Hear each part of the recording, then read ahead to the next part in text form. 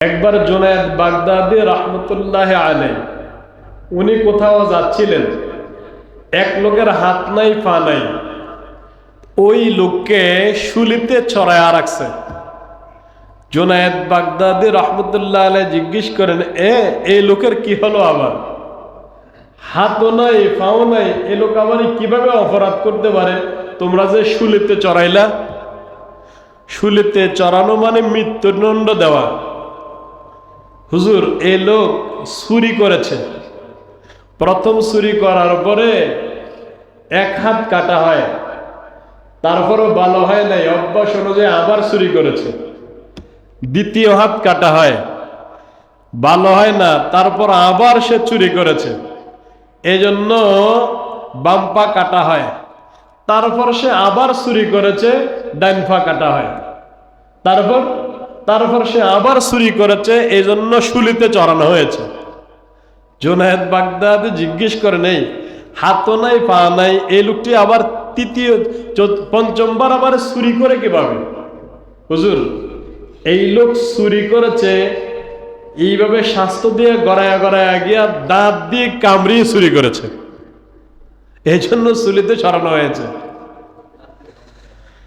আল্লাহর পয়গম্বর কোরআনটা খুলে বললেন, সুর পুরুষ হোক অথবা সুর মহিলা হোক, চুরির দায়ে তার হাত কেটে দাও। কিন্তু যে চুরি করেছিল উনি হলো সম্ভ্রান্ত ঘরের মহিলা, কোরাই বংশের মহিলা। চুরির অপরাধে যদি হাত কাটা হয়, কোরাই বংশের বদনাম হয়ে যাবে। আল্লাহর নবী যদি চুরির দায়ে হাত না কেটে তার আঙ্গুলটা কেটে বিচার শীতলতা করতে পারে, তাহলে অনেক ভালো হয়ে যায়। চেয়ারম্যানের ছেলে চুরি করেছে, চুরিতে ধরা খেয়েছে, তাও ছোট চোর না, বড় চোর, এজন্য সব মাফ, এটার আর কোনো বিচার নেই। বিচারটা গড়াইয়া গড়াইয়া একেবারে নিয়ে নিরীহ রিক্সাওয়ালার উপরে বলায়। আল্লাহর নবী বললেন, চুরির দায় তার হাত কেটে দাও। সাহাবায়ে কেরামের ভিতরে গুঞ্জন ছড়াচ্ছে, মহিলা চুরি করেছে কিন্তু সম্ভ্রান্ত ঘরের মহিলা, যদি চুরির দায়ে তার হাত কাটায় তাহলে কোরাইশ বংশের বদনাম হয়ে যাবে। হাত না কেটে যদি আঙ্গুল কেটে বিচারটা শীতলতা করা যায়, তাহলে কোরাইশ বংশের মান সম্মান বেঁচে যায়। কিন্তু নবীর দরবারে, নবীর কাছে কথা কে বলবে? কারো সাহস নাই। সাহাবাদের ভিতরে গুঞ্জন ছড়াচ্ছে, আল্লাহর পয়গম্বরের একজন নাতি ছিল উসামা ইবনে যায়েদ। এই উসামা আল্লাহর নবীর নাতি, অত্যন্ত মহব্বত করে। নবী সব সময় কোলে কোলে রাখে, সব সময় কোলে কোলে রাখে নবী। সবাই ঠিক করেছে উসামাকে বলা দরকার, যাতে উসামা যদি নবীর কানে পুছায়া দেয়, নবী এটা কিন্তু কোরাইশ বংশের মহিলা, তাহলে উসামা ছোট মানুষ, নবী রাগ করবে না, আর হয়তো বা বিচারটা শীতলতা করতে পারে। ওসামাকে শিখায়া দেয়। আল্লাহর নবী ওসামাকে নিয়ে খুব আদর করেন, কোলে উঠালেন। ওসামার চেহারাটা নবীর কানের কাছে, আর দুনিয়ায় কেউ শুনবে না, একমাত্র নবীর কান কথা শুনবে। ওসামা পিস পিস করে নবীর কানে কি যেন বলতে চায়। নবী জিজ্ঞেস করেন, ওসামা তুমি বলো, স্পষ্ট করে বলো তুমি কি বলতে চাও। ওসামা ডেকে বললেন, ও আমার নানা জান, যে মহিলার চুরির দায়ে হাত কাটার কথা জানেন কিনা? ওই মহিলাটা কোরাইশ বংশের মহিলা, যদি হাত কাটেন কোরাইশ বংশের বদনাম হয়ে যাবে। হাত না কেটে আঙ্গুল কেটে বিচার শীতলতা করেন, তো কোরাইশ বংশের মান সম্মান থাকবে। আল্লাহর নবী বসা ছিলেন, বসা থেকে সোজা দাঁড়িয়ে যান, চোখগুলা রাঙ্গা হয়ে যায়। সাহাবাদেরকে ডাকলেন, ও আমার সাহাবারা, তোমাদের কি এত বড় সাহস, তোমরা আমার পিছনে আমার ছোট্ট ওসামাকে লাগিয়ে দিলা যাতে আমি বিচার শীতলতা করে নেই। তোমরা জানো কিনা, যদি আমার কলিজার টুকরা ফাতেমা যদি ছুরির দ্বারে ধরা খেয়ে যায়, ছুরির দায়ে যদি আমার কাঠগড়ায় দাঁড়িয়ে যায়, আমি বিশ্বনবী ফাতেমার হাত কেটে ইনসাফ সৃষ্টি করতাম। তারপরেও আমি বিচার শীতলতা করতে পারি না। আল্লাহ উসমান ইবনে মাজউন রাদিয়াল্লাহু তাআলা আনহু নবীর একজন সাহাবা, উনি নবীর বাড়ির সামনে দিয়ে কোথাও যাচ্ছিলেন। তো নবী জিজ্ঞেস করেন, ওসামা বসবা না? তো নবীর কথা পেয়ে ওসামা বসে গেল। নবী বসার জায়গা করে দিল, বসে গেল। যখন বসলেন, উনি নবীর দিকে লক্ষ্য করে দেখলেন নবী বারবার আকাশের দিকে তাকায়, শুধু আকাশের দিকে তাকায়। এ কেমন যেন এক আকাশের দিকে তাকায়, আবার আকাশের দিকে তাকিয়ে কে যেন নবীকে বুঝায়, আর নবী বারবার মাথাটা ঝুঁকিয়ে ঝুঁকিয়ে মনে হয় কথা বুঝে নেয়। নবীর চেহারাটা আরেক রকম হয়ে যায়। কিছুক্ষণ পর্যন্ত নবী অবস্থায়, যখন নবীর অবস্থা স্বাভাবিক চলে আসলো, আমি জিজ্ঞেস করলাম, নবী হে, আপনাকে তো আগের মতো দেখতে পাই না, কিন্তু অল্প ক্ষণিকক্ষণ আপনি কোথায় গিয়েছিলেন, কেমন আপনার অবস্থা? কে যেন কিছু বলতে চায়, আপনি ভালো করে বুঝে নেন কি হয়েছে আপনার। আল্লাহর নবী বললেন, ও সামা, শুনে নাও, আল্লাহ তাআলা মাত্র আমার উপরে একখানি কোরআনের আয়াত নাযিল করেছেন। সূরা নাহালের 90 নম্বর আয়াত আল্লাহ তাআলা নাযিল করলেন। এই আয়াতের মধ্যে 3টি আদেশ আল্লাহ করেছেন আর 3টি নিষেধ আল্লাহ করেছেন। যদি কেউ এই 3টি আদেশ পালন করে, 3টি নিষেধ থেকে হেফাজত হয়, ওই ব্যক্তির জীবন হবে সফল। এই 3টি আদেশ আর 3টি নিষেধই যথেষ্ট নিজের জীবনটা বানাইবার জন্য।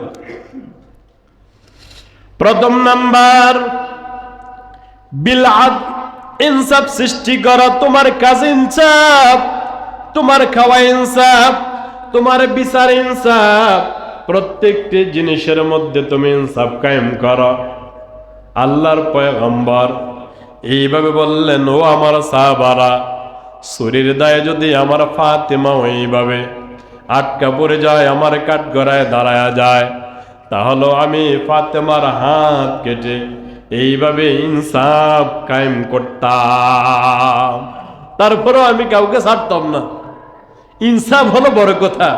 আপনার ঘরে যখন ইনসাফ নিবেন, আপনার ভিতরে যখন ইনসাফ আনবেন, তখন আপনার সব জায়গায় জায়গায় আপনার শান্তি আর শান্তি। আমাদের ইনসাফ নাই, এজন্য অশান্তি। একজনই ফুরা খেতে চাই, বাবার সম্পত্তি যা বড় ভাই সব গ্রাস করতে চায়। ছোট ভাই যদি একটু সালাক হয় তো ছোট ভাই সব নিতে চায়। বোনকে ঠকাতে চায়, ভাইকে ঠকাতে চায়, ইনসাফ করতে চায় না। আল্লাহ পাক রব্বুল আলামিন বলেন, ইয়া আইয়ুহাল্লাযীনা আমানু কুনু কাওয়ামিনা বিল কিসত শুহাদা'a লিল্লাহ ওয়ালাউ আলা আনফুসিকুম আওয়াল ওয়ালিদাইনি ওয়াল আকরাবিন। বিচারের কাঠগড়ায় ইনসাফ করো। ও ঈমানদারেরা, বিচার তুমি যদি তোমার বিরুদ্ধে চলে যায়, ইনসাফ করতে গিয়ে তোমার বিরুদ্ধে চলে যাবে, তারপরে ইনসাফ। তোমার আম্মার বিরুদ্ধে যদি চলে যায়, যদি ইনসাফ কায়েম করতে হলে তোমার আব্বার বিরুদ্ধে চলে যায়, তারপরেও কিন্তু এখানে ইনসাফ। যদি তোমার স্ত্রীর বিরুদ্ধে চলে যায়, তারপরেও তোমার ইনসাফ। অর্থাৎ প্রত্যেকটা কদমে কদমে ইনসাফ সৃষ্টি কর। 1 নম্বর আমরা জানলাম ইনসাফ সৃষ্টি করার কথা বলেছেন আল্লাহ। দ্বিতীয় নাম্বার হুকুম করেছেন ওয়াল ইহসান, সুন্দর আচরণ করা। আল মুসলিমু আখুল মুসলিম, এক মুসলমান অন্য মুসলমানের ভাই। রক্তের বন্ধনের প্রয়োজন নাই, বাবা এক হওয়ার প্রয়োজন নাই, মা এক হওয়ার প্রয়োজন নাই। আছে শুধু একটা জিনিসের প্রয়োজন, সেটা হলো কালিমা। যেই ব্যক্তি কালিমা পড়েছে, কালিমা পড়নেওয়ালা দুই ব্যক্তি হলো ভাই ভাই। মারামারি নাই, কাটাকাটি নেই। ভাই ভাই ভাইয়ের সঙ্গে কেমন ব্যবহার করতে হবে?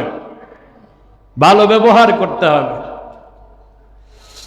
ইয়াউমা ইয়াফিরুল মারউ মিন আখি ওয়া উম্মিহি ওয়া আবিহি ওয়া সাহিবাতিহি ওয়া বানিহি। আল্লাহ পাক রব্বুল আলামিন সূরা আবাসার মধ্যে বললেন, হাসরের ময়দানে ভাই ভাই থেকে পলায়ন করবে, বাবা সন্তান থেকে লুকাবে, মা তার সন্তান থেকে লুকাবে, সন্তান মাকে দেখলে পলাবে। এই কথাগুলোর মধ্যে সর্বপ্রথম যার কথা এনেছেন, ভাই ভাই থেকে লুকাবে। হাসরের ময়দানে সবাই শুধু ইয়া নাফসি ইয়া নাফসি, আমি কোন রকম পার হতে পারলেই হয়। এখানে বাবার কথা পরে এনেছে, মায়ের কথা পরে এনেছে, আগে এনেছে ভাইয়ের কথা। ছোট ভাইকে যদি রাস্তায় মারা হয়, কয়েকজনে দইরা মাইর দিল, আর বড় ভাই যদি খবরটা পায়, বাবা পরে যাবে, মা পরে যাবে, আগে যাবে বড় ভাই। কেন যাবে? বড় ভাইয়ের ভিতরে রক্ত আর ছোট ভাইয়ের রক্ত এক রক্ত, এজন্য আগে চলে যাবে বড় ভাই। ভাই ভাইয়ের সঙ্গে মহব্বত বেশি হয়, এজন্য ভাই ভাইয়ের সঙ্গে ব্যবহার যেমন মহব্বত বেশি, ব্যবহারও বেশি করতে হবে, ভালো ব্যবহার। বাড়ি থেকে মদিনা হলো 350 মাইল দূরে। এক লোক, এক নৌজওয়ান যুবক মদিনায় যাবে, বাড়ি থেকে রওনা দিয়েছে। বাহন হলো উট, উট দিয়ে মদিনার দিকে রওনা। যেতে যেতে 150 মাইল যাওয়ার পর খুব ক্লান্ত হয়ে যায়, বিশ্রাম নেওয়ার জন্য জায়গা বিশ্রায়। বাহন হলো উট। দূর দেখে একটা খেজুরের বাগান, যে আমি ওখানে যাব, বিশ্রাম নেব, তারপর ওখান থেকে আবার আমার সফর শুরু করে দেব। খেজুরের বাগানের ভিতরে প্রবেশ করেছে, নিজের বাহন গাছের নিচে বেঁধে নিয়েছে। তো বাঁধাটা একটু ততটা রাগ হয় না, শক্ত হয় না। উনি সফর করে এসেছে, পরিশ্রম করেছে, নিচে বিছনা করে শুয়েছে, সঙ্গে সঙ্গে ঘুম চলে এসেছে। গাছ থেকে তার বাহনটা ছুটে টানাটানি করতে করতে ছুটে যায়। ছুটে যেই বাগান, খেজুরের বাগান, বাগানের এক পাশে ছোট্ট ছোট্ট সারা, এগুলা মালিক লাগিয়েছিল, ওই সারাগুলো যেখানে লাগায় ওখানে তার বাহনটা চলে যায়। গিয়ে উট পাড়াইয়া ছোট্ট ছোট্ট খেজুরের চারাগুলো সব নষ্ট করে দেয়। বাগানের মালিক বাড়ি থেকে, বুড়া মানুষ, বাগান দেখার জন্য এসেছে। গিয়ে দেখে যেই জায়গায় ছোট্ট চারাগুলো আমি লাগিয়েছিলাম সব নষ্ট করে ফেলেছে। মাথায় রক্ত চলে এসেছে। হাতে পাথর নিয়ে উটকে যখন আঘাত করেছে, মাথায় পড়ে রক্ত বের হয়ে রক্তক্ষরণ হতে হতে উট মারা যায়। সূর্য যখন উপরে উঠে, সূর্যের আলো খেজুর পাতার ফাঁক দিয়ে নওজোয়ান যুবকের চোখে পড়ে, নওজোয়ান যুবকের ঘুম ভেঙে যায়। ঘুম থেকে উঠে নিজের বাহনটা আর জায়গায় নাই। এক তো হলো ক্ষুধার্ত, আরেকটি হলো নিজের বাহন উনি দেখতে পায় না। বাগানে ছুটাছুটি শুরু করে দেয়। গিয়ে দেখে বাগানের এক কোণায় একটি বুড়া মানুষ দাঁড়িয়ে রয়েছে, নিজের বাহন মরা অবস্থায় পড়া। জিজ্ঞেস করে, আমার এই বাহন কে মেরেছে? তো বুড়া বলল, আমি মেরেছি।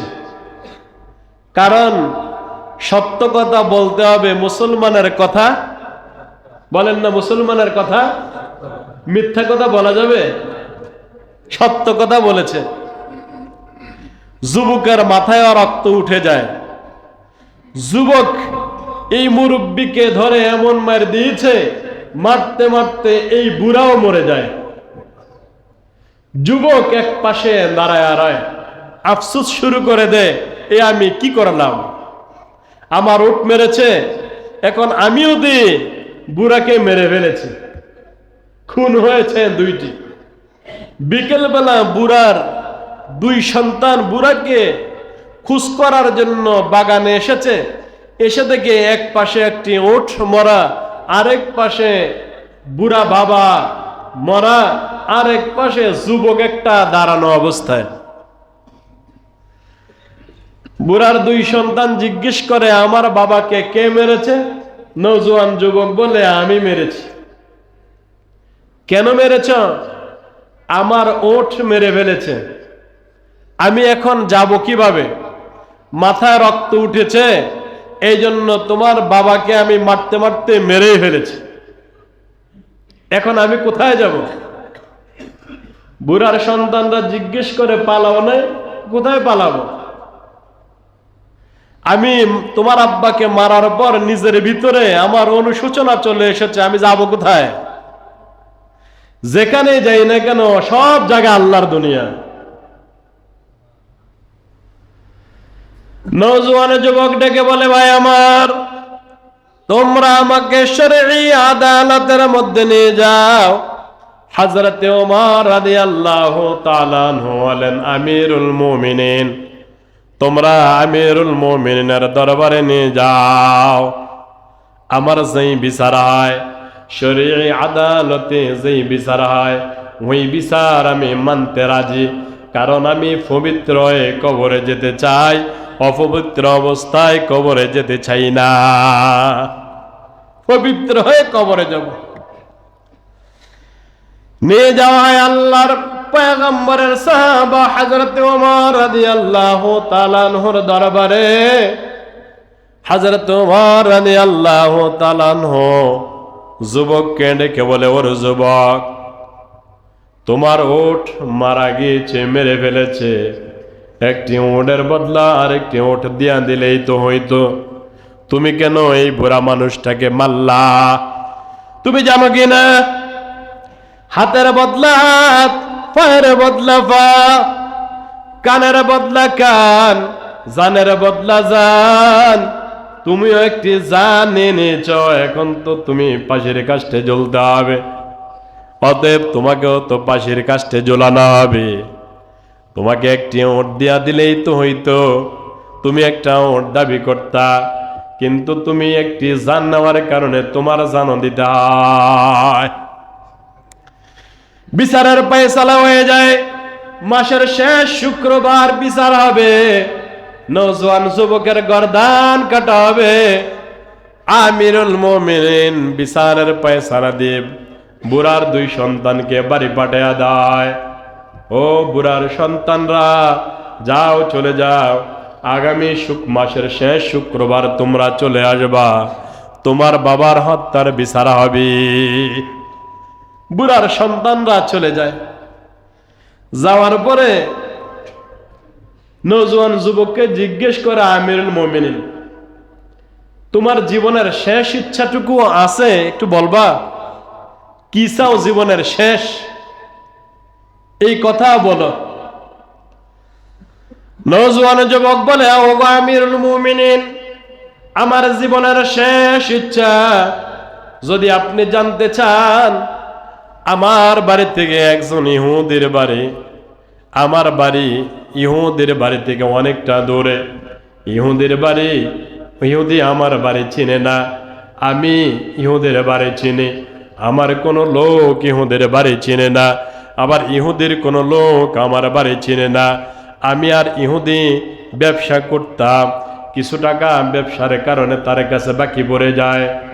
ওগো আমিরুল মুমিনিন, আমার জীবনের শেষ ইচ্ছা আপনি আমাকে 1 মাসের ছুটি দিয়ে দেন। 1 মাসের জন্য আমি ইহুদের বাড়িতে চলে যাই, ইহুদের ঋণ পরিশোধ করে আমি চলে আসব মদিনায়। এই মদিনায় যদি চলে আসি, তারপর আমাকে পাশের কাস্টে ঝুলাইয়া দিবেন, কারণ আমি পবিত্র হয়ে কবরে যেতে চাই, অপবিত্র অবস্থায় কবরে যেতে চাই না। ইহুদির বাড়ির ঋণ পরিশোধ করতে হলে আমার 1 মাসের প্রয়োজন হবে। আর যদি ইহুদির ঋণ আমি পরিশোধ না করি, ইহুদি ডেকে ডেকে বলবে, এইভাবে মুসলমানরা আমানতের খেয়ানতকারী, পরের হক নষ্ট করে করে খায়, মুসলমানরা ভালো না। আমি একজনের কারণে পুরা মুসলিম উম্মায়ের উপরে এইভাবে আঘাত চলে আসবে। ওগো আমিরুল মুমিনিন, আমাকে ছুটি দিয়ে দেন, আমি চলে যাই, 1 মাসের ছুটি দেন। আমিরুল মুমিনিন বললেন, 1 মাসের ছুটি দেওয়া যাবে না। যুদ্ধের মৌসুম, মানুষগুলো সব যুদ্ধের ময়দানে। তোমার সঙ্গে যদি আমি 50 জনের একটি কাফেলা পাঠাতে পারি, এমন কোনো আমার নিকট সাহাবা নাই, সবাই যুদ্ধের ময়দানে। আর যদি আমি 2-4 জন তোমার সঙ্গে পাঠাই, তাহলে যদি তোমার বাড়ির লোকেরা ধরে আবার এই 2-4 জনকে খুন করে ফেলে, 1 খুনের জায়গায় 10 খুন হবে, এটা সম্ভব নয়।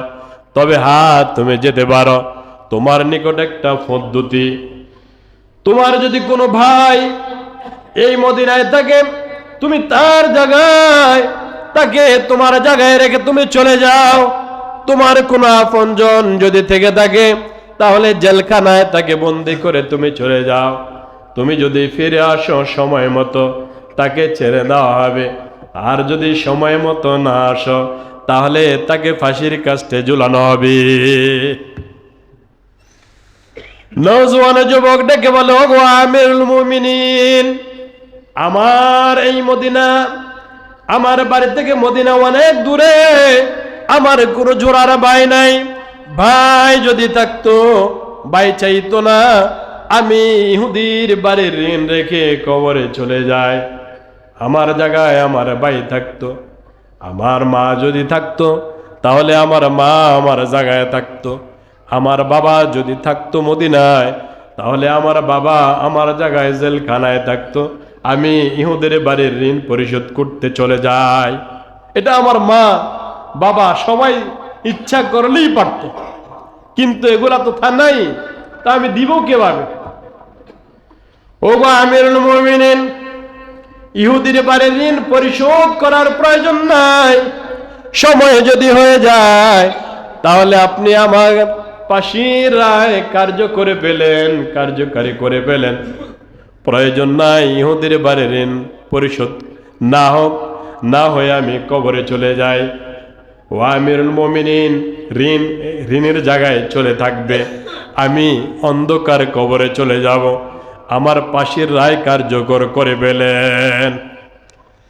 ঠিক এমত অবস্থায় কে যেন একজন দাঁড়িয়ে বলে, আমিরুল মুমিনিন, ছুটি দিয়ে দেন, ওনার জায়গায় আমি দাঁড়িয়ে যাই। আমি আল্লাহর নবীর হাদিস শুনেছি, মায়ের প্রয়োজন নাই, বাবার প্রয়োজন নাই, রক্তের বন্ধনের প্রয়োজন নাই। আল মুসলিমু আখুল মুসলিম, এক মুসলমান অন্য মুসলমানের ভাই। অতএব এই লোকটি হলো আমার ভাই, আমি হলাম তার ভাই। এর জায়গায় আমাকে রেখে দেন, আর লোকটিকে ইহুদের বাড়ি ঋণ পরিশোধ করার জন্য দিয়ে দেন। উনি হলো আবু যর গেফারি রাদিয়াল্লাহু তাআলা আনহু। আবু যর গেফারি, আল্লাহ তাআলা অনেকগুলো হায়াত দিয়েছেন ওনাকে, 300 বছর পর্যন্ত দুনিয়াতে বেঁচে ছিল। উনি এমন একটি মানুষ, আবু যর গেফারি খেদমতে খায়রুল বাশার, तमाम जिंदगी में ना बनाया अपना घर সারা জীবন ভর পয়গম্বরের খেদমত করতেন পয়গম্বরদের খাদেম ছিলেন সব সময় পয়গম্বরদের খেদমত করতেন খেদমত করতে করতে নিজের জন্য একটি ঘর বানাইবার সুযোগ হয় না উনি ছিল আবু যর গিফারি ওনাকে রেখে দিলেন নওজোয়ান যুবক সোজা ইহুদির বাড়িতে চলে যায় ঋণ পরিশোধ করার জন্য এইভাবে যেতে যেতে মাসের শেষ শুক্রবার চলে আসে জুমার দিন সকালবেলা হয়েছে যুবক আর মদিনায় আসে না আমিরুল মুমিনিন আবু যর গিফারির বাড়িতে খবরটা পৌঁছায় দেয় আজকে জুমার নামাজের পরে আবু যর গিফারিকে ফাঁসির কাস্টে ঝুলানো হবে উনি একজনের দায়িত্ব নিয়েছিল একজন খুনির জেলখানায় উনি ঢুকেছে আর খুনিকে ছেড়ে দেওয়া হয়েছে এই জন্য খুনিও আর ফিরে আসে না অতএব এই লোকটার ফাঁসি হবে আজকে জুমার দিন জুমার নামাজের পরেই ফাঁসি সুন্দর করে আবু যর গোসল করে নেয় নিজকে নিজে আতর গোলাপ মেখে পরিষ্কার পরিচ্ছন্ন হয়ে মসজিদের দিকে রওনা হয়ে যায় তামাম মদিনার মধ্যে এইভাবে কান্নার রোল পড়ে যায় মানুষগুলো চতুর্দিক থেকে আবু যর গিফারিকে দেখার জন্য চলে আসে যেদিকে তাকায় শুধু কান্না আর কান্না শুধু একটা লোক হাসে সেটা হলো আবু যর গিফারি আর সবাই কান্না করে যেতে যেতে আমিরুল মুমিনিনের পিছনে জুমার নামাজ আদায় করে নেয়